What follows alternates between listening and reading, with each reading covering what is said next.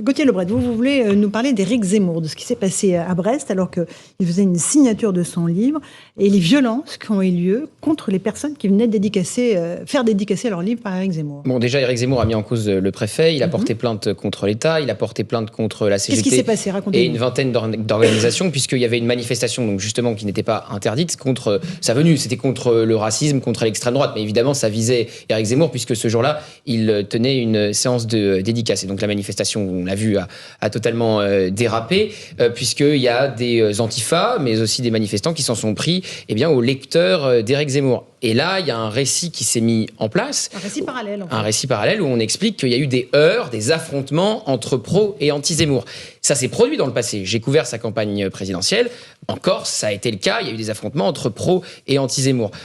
Quand il a fait son meeting de Villepinte, ce sont des zouaves qui s'en sont pris à des militants d'SOS Racisme qui venaient faire un happening. Mais là, c'est pas du tout ce qui s'est passé. Il faut être capable de dire ce qui se passe quand ça se passe. Dénoncer quand il y a des violences dans ces meetings et dénoncer quand on s'en prend de cette manière-là à ses lecteurs, à des grands-mères ou à des jeunes adolescents venus rencontrer Éric Zemmour. C'est très clairement une agression contre ses lecteurs. C'est pas des affrontements entre ses lecteurs et les antifas. Et c'est vrai, voilà. Et des partisans. Et c'est vrai qu'on en parlait tout à l'heure, mais il y a un espèce de récit médiatique qui parfois s'installe quand il s'agit de la violence d'extrême gauche, comme pour la sous-évaluer quand c'est à Sainte-Soline et qu'il y a des députés de la France Insoumise qui sont présents, comme d'ailleurs pour cette manifestation le week-end dernier pour le TGV Lyon-Turin, où il y avait encore des représentants à la fois d'Europe Écologie et Verts, Monsieur Piolle et Mathilde Panot de la France Insoumise. Il y a un récit médiatique pour sous-évaluer la puissance de ces agressions. À Sainte-Soline, on nous racontait que les gendarmes avaient empêché le SAMU de passer. C'était complètement fou. Les gendarmes n'avaient jamais empêché le SAMU de passer. Donc voilà, il faut être très clair, condamner très clairement ces violences, d'où qu'elles viennent. Mais des fois, Éric Zemmour l'a pas fait. Sur la gifle, il a condamné la gifle que s'était pris Emmanuel Macron, mais il expliquait quasiment qu'il avait une part de responsabilité puisqu'il avait désacralisé la fonction. Voilà. Mais là, sur ces violences-là, c'est insupportable et faut les condamner, d'où qu'elles viennent et peu importe contre qui elles s'exercent. Une réaction? Moi, je suis contre ce qui s'est passé, je suis contre les violences, mais sachez quand même qu'après, le soir, il y a eu des violences aussi. Il y a des militants d'extrême droite s'en sont pris dans cette ville à des militants de gauche qu'ils ont reconnus dans la rue. Voilà. Et moi, j'entends ce discours sur le fait qu'il y aurait une forme de complaisance médiatique à l'égard des violences venues de l'extrême gauche. Et moi, je vais vous dire, je suis d'accord, peut-être, mais alors, il y a aussi une complaisance contre les violences des groupes d'extrême droite. Parce qu'à Lyon, à Bordeaux, à Lille, il y a aujourd'hui des groupes d'extrême droite qui sèment la terreur. Pas que sur le campus. Et là, personne aussi n'en parle. Alors, Louis Dragnel, les manifestations de l'Action française et du GUD ont défrayé la chronique pendant plusieurs semaines. On allait chercher les liens qu'entretenait Marine Le Pen avec des anciens du GUD. Je ne crois pas qu'il y ait le patron du GUD qui a été reçu à l'Assemblée nationale en commission, comme le patron de la Jeune Garde, chef des Antifas, a été reçu. Imaginez 2 secondes si le patron du GUD, à juste titre, avait été reçu à l'Assemblée nationale par les députés et auditionné. Imaginez 2 secondes la polémique que ça aurait été. À juste titre, encore une fois. Par contre, le patron de la Jeune Garde, lui, il est reçu et on l'interroge sur les violences. Okay. Voilà. Non mais Gauthier a raison. Qui a essayé d'abattre un hélicoptère de la gendarmerie Notre-Dame-des-Landes? C'est l'ultra-gauche. Qui a tendu des pièges pour sectionner les jambes des gendarmes à Notre-Dame-des-Landes? C'est l'ultra-gauche. Et les exemples, il y en a pléthore. Qui envoyait des boules de pétanque avec des lames de rasoir soudées sur les gendarmes? C'est l'ultra-gauche. Et oui, parce qu'ils avaient expérimenté avant à Notre-Dame-des-Landes. Qui a fait tout ça? C'est l'ultra-gauche. Non mais imaginons un instant si ça concernait l'ultra-droite, mais alors ça ferait un tollé pas possible, on parlerait de guerre civile, de soulèvement, du régime qui a 2 doigts de s'effondrer. Je ne vous ai pas entendu, Louis, dénoncer les agressions qui ont eu lieu à Lille, à Bordeaux, mais j'ai aucun à Lyon, etc. Mais je l'ai à Lyon, je vous signale, j'ai aucun problème avec ça. À Lyon, ils l'ont fait en plus en faisant des saluts nazis. Mais les images sont claires, nettes et précises. Je sais pas si vous essayez de me coincer. Il y a aucun état d'âme. Non, mais j'ai aucun état d'âme sur ce sujet-là. Je pointe simplement. Il y a un 2 poids 2 mesures parce que ce qui est vrai, c'est que l'exécutif a du mal. Je vais vous donner un exemple. Non, mais sur l'écoterrorisme, il y a un débat qui a eu lieu sur l'écoterrorisme pendant des semaines et des semaines. Et c'est la raison pour laquelle Elisabeth Borne a traîné à dissoudre l'association Les Soulèvements de la Terre, qui à ce jour est toujours pas dissoute.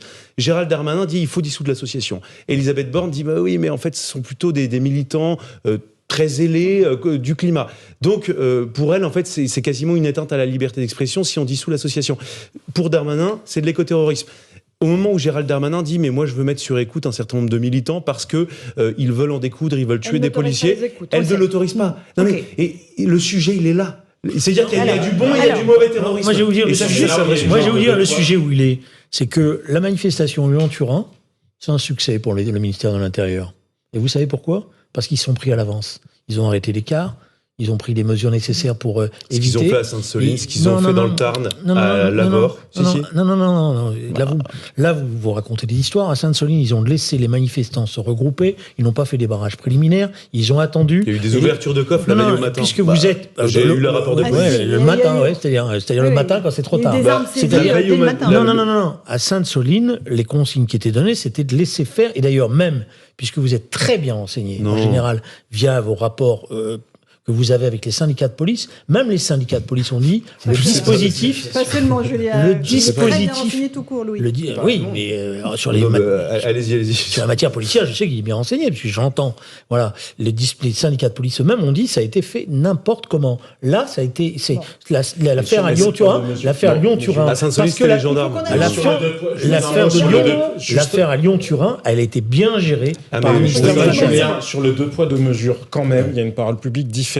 Il faut condamner effectivement ces violences d'extrême droite. Il y a des militants d'extrême droite qui font des espèces de ratonnades contre les militants, les antifas qui repèrent, et réciproquement. En revanche, je n'ai pas entendu la première ministre face à un événement d'extrême droite. Souvenez-vous, le jour de l'Assemblée Générale de Total, elle dit « c'est illégal, mais comme la cause est juste, alors là, c'est pas grave, on peut fermer les yeux ». Et c'est aussi comme ça que la justice se comporte, en dispensant de peine, dans un certain nombre de cas, des gens au nom du fait que leur cause serait plus juste. Pourquoi la cause des soulèvements de la Terre serait plus juste ? Vous, Louis Dragnel, vous voulez nous parler de la visite de Giorgia Meloni demain. Alors moi, je pensais que les rapports entre la France et l'Italie étaient détestables depuis que Gérald Darmanin a traité Mme Meloni d'incapable de gérer les phénomènes migratoires, alors qu'elle avait été élue là-dessus.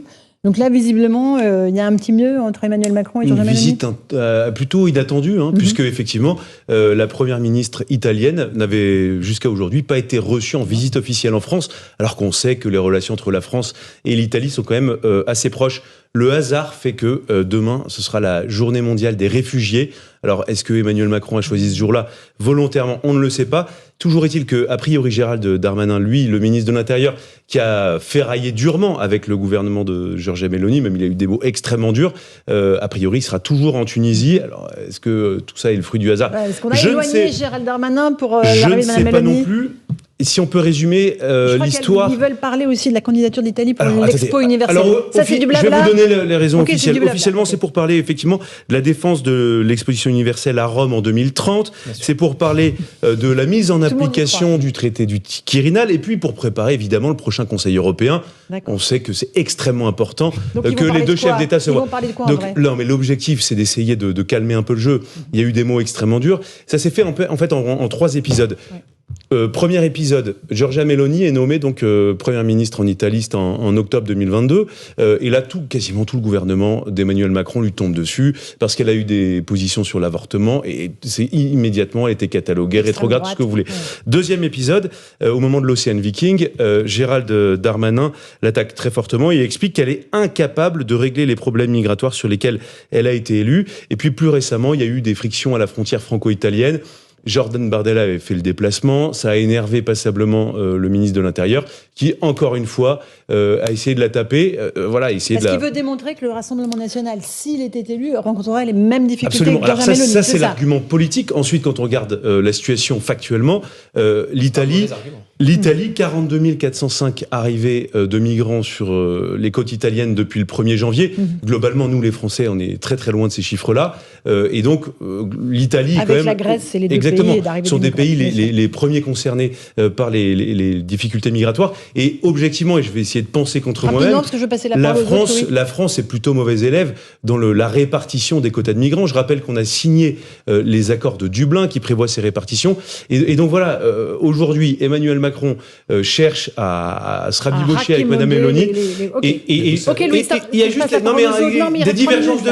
Il y a juste une petite chose ironique, c'est que quand on écoute Giorgia Meloni, les réactions du gouvernement français, tout le monde dit mais c'est un truc de facho. Sauf qu'en fait, tout ce qu'elle dit globalement sur l'immigration, c'est soit ce que le gouvernement d'Emmanuel Macron rêve de faire, soit ce qu'il a déjà dit ou déjà tenté et qui n'a pas marché. Les hotspots, c'est ce que dit Madame Giorgia Meloni. C'est bon, temps de parole écoulé. Allez, j'ai terminé. Donc, Julien Drey, vous aurez tout ça. Moi, je pense que la question qui est posée posait derrière les problèmes migratoires, c'est qu'une autre question plus importante est en train de se jouer. La guerre en Ukraine a déplacé le centre de gravité de l'Europe. Le centre de gravité de l'Europe aujourd'hui, c'est Varsovie et Washington. Absolument.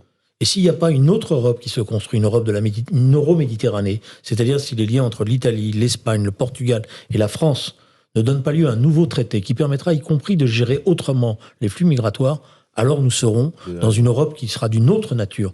Avant, c'était le couple franco-allemand qui menait l'Europe. Aujourd'hui, ce n'est plus le cas. C'est la Pologne et les États-Unis. Jean-Sébastien Ferjou. Une autre ironie, puisque Gérald Darmanin ne sera pas là puisqu'il sera en Tunisie, c'est que qui est allé en Tunisie, justement ?